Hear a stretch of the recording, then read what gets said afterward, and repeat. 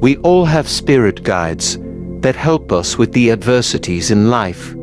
And when you cultivate a relationship with your guides, you will receive clear, wise guidance to help you in every area of your life. I will share how to connect to your spirit guides by following 10 steps. Because a lot of people say, "I don't hear my guides, I don't know if they're there, I don't get support when I need it." That is a reflection of disbelief and the active not allowing, which blocks the communication. Your guides are always there. They are always supporting you. But they cannot come in unless you ask. What are spirit guides? It's said that we each have an angel on either side of us, and we also have guides, maybe a spirit who has been with us in lifetimes before, an ancestor who can support us, or someone we knew in our lifetime. These are beings of the highest truth and compassion working on our behalf to guide our thoughts and energy back to love. They're not physical and aren't bound by the natural laws of this world. They're spiritual beings. We always have a relationship with these beings, but it's up to us to decide whether we want to have a dialogue with them and let their presence be known. These beings of light come in many forms and they have different purposes, but their common goal is to help guide us back into alignment with the love of the universe.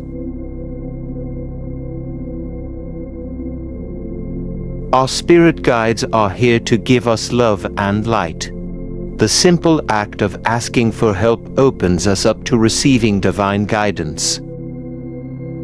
When you get stuck in a fear-based thought or pattern, you can turn to your guides to help lead you back to love. When you want to receive their guidance, all you have to do is be willing to surrender your fear and see with spiritual sight.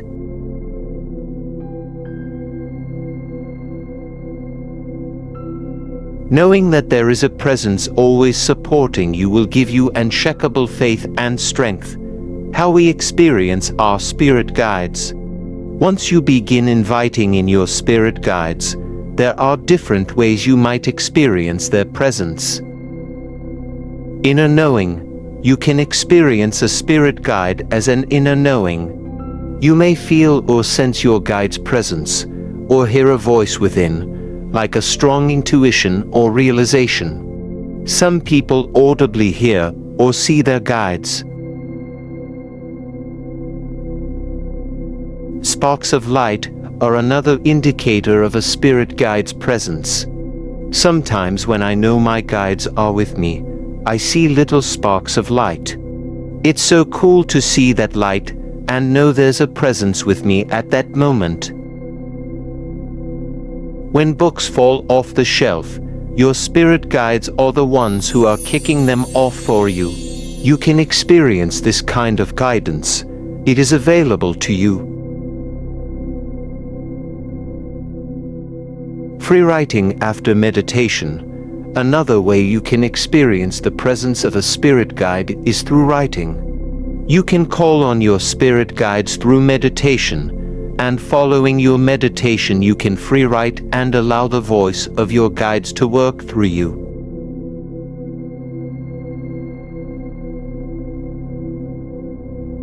Connecting to your spirit guides is about learning to rely on the voice of love.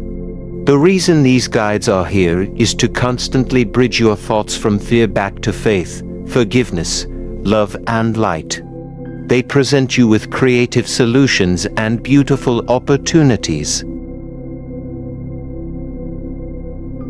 Meditation is another wonderful way to connect with your spirit guides. I will link below for you if you would like to try. You can directly experience your spirit guides through meditation. Here is my step-by-step guide on connecting with your spirit guides, so here we go. Step 1. Get into the habit of asking. The first step to connecting with your spirit guides is to get into the habit of asking. When we forget that we can call on spirit for help, we start to rely on our strength. That's when fear sets in. We often forget that we have guidance within us and around us. In the busyness of day-to-day life, it's really easy to forget this connection. Therefore, the first step is to get into the habit of asking your spirit guides for help. Step 2. Listen. The second step in connecting to your spirit guides is to listen. The way to do this is by meditating. When you meditate, you quiet your mind so that you can hear the wisdom of the guidance that's within you and around you. We have to slow down our vibration to become aligned with the presence of these guides. When we attune our energy to the frequency of love and peace, we can more easily connect to the vibrational messaging of our spirit guides. Step 3. Write with your spirit guides. Once you've meditated, your next step is to write with your spirit guides. Open your journal or just grab a few sheets of paper. At the top, write an invitation to them, such as, "Thank you, guides of the highest truth and compassion, for revealing to me the solutions to these issues. Thank you, guides of the highest truth and compassion, for revealing to me whatever you want me to know." Then simply let your pen flow. Just riff onto the page, allowing whatever needs to come through. Ideas, stories, topics, inspired visions, things that you may not have thought of on your own, will begin to come forward. Don't second-guess yourself or edit a word. Just write.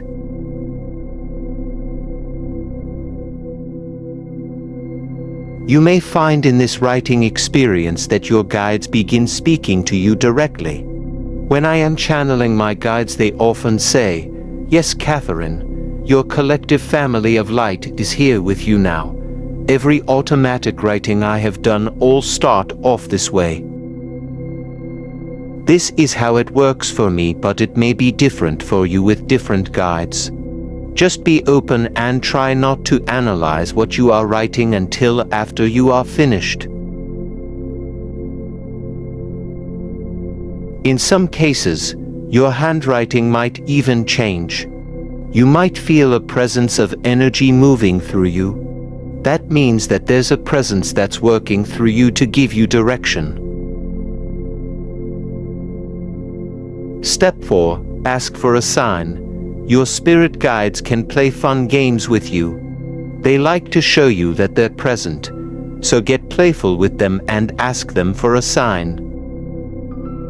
You'll be blown away when you start to ask your guides to show you signs. It will rock your world. They like to give you repeating numbers or a certain song that resonates with you in the moment. Step 5. Pay attention to the guidance you receive. It's one thing to ask for guidance. It's another thing to witness it, to really take it in and relish in the presence that's supporting you. When you pay attention to the guidance you receive, you're letting yourself be in the awe and wonder of all the love that is around you. It's a big deal. This beautiful feeling is available when you truly let yourself witness the amazing support that is always with you. I've learned that there are trusted signs to look for when you are receiving guidance. Here are 5 signs to look out for.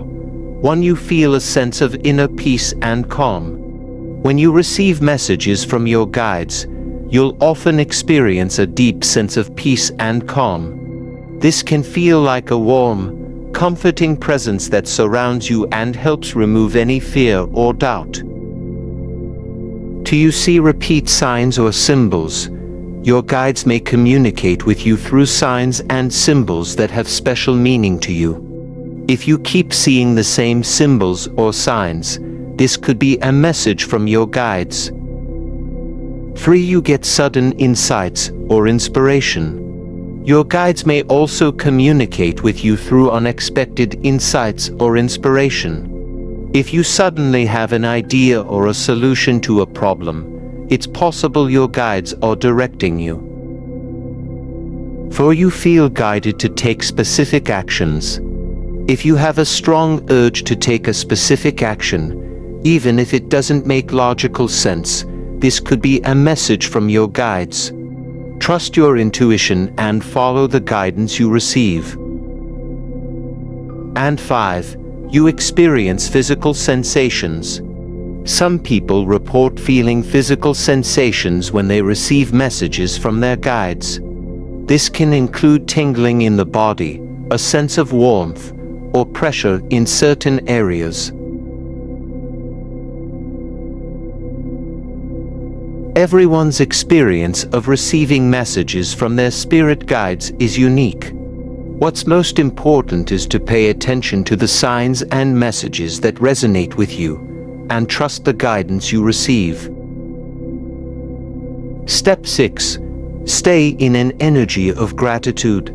As I mentioned in Step 5, you want to thank your guides. Rather than being in a place of neediness, you want to be in a place of gratitude and appreciation for their guidance and love.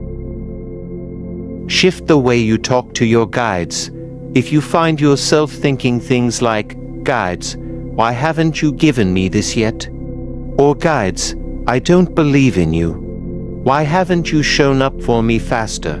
You're showing your distrust of them. You're telling them you're not really open to their guidance and that you want to be in control.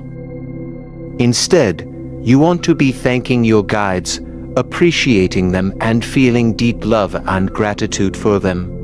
When you receive any form of guidance, thank them. Just say silently, "Thank you, guides, for showing me this solution," or "Thank you, guides, for this sign."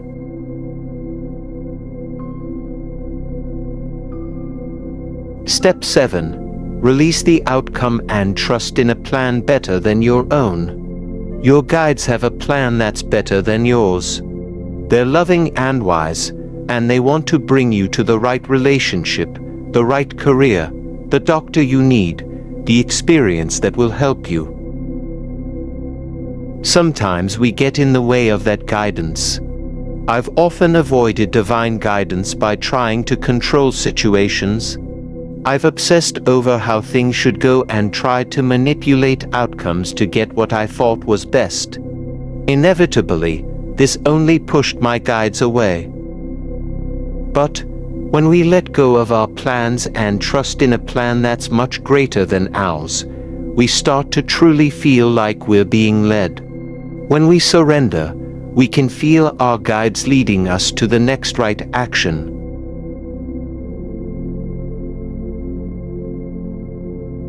Step 8. Be more childlike. If you have young kids in your life, you may be aware that many children can still see their guides. They may even speak about them. Usually around the age of 7 the veil starts to close and we shut down to this guidance system. To lift that veil and reconnect with your guides, be more childlike. Do things that bring you joy. Jump on a trampoline. Go for a run, paint, swim, cook. Whenever I'm cooking, I feel the presence of my guides around me.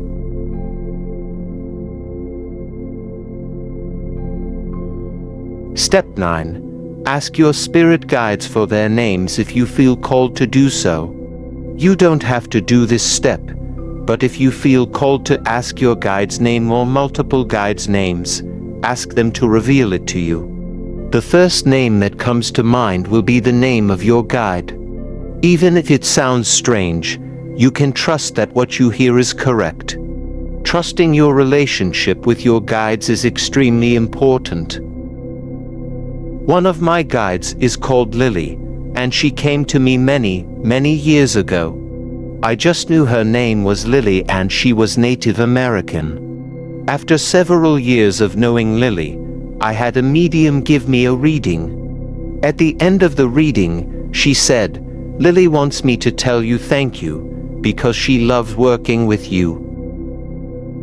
Step 10. Trust in your own psychic ability. Believe in yourself and in your capacity to call on this presence. Trust in your ability to connect to these guides and to feel that support. Know that you have an ever-present energy of love that is always within you and around you, supporting you and guiding you. The more that you trust in your own psychic ability, the more you'll be able to hear and the more you'll allow this divine guidance to lead you to the highest good. So what are your thoughts about connecting with your spirit guides? Please feel free to comment your thoughts below. I would like to thank you for joining me here today on my channel, Enlightenment in the Darkness. Please like and subscribe to my content. Many blessings to the rest of your day.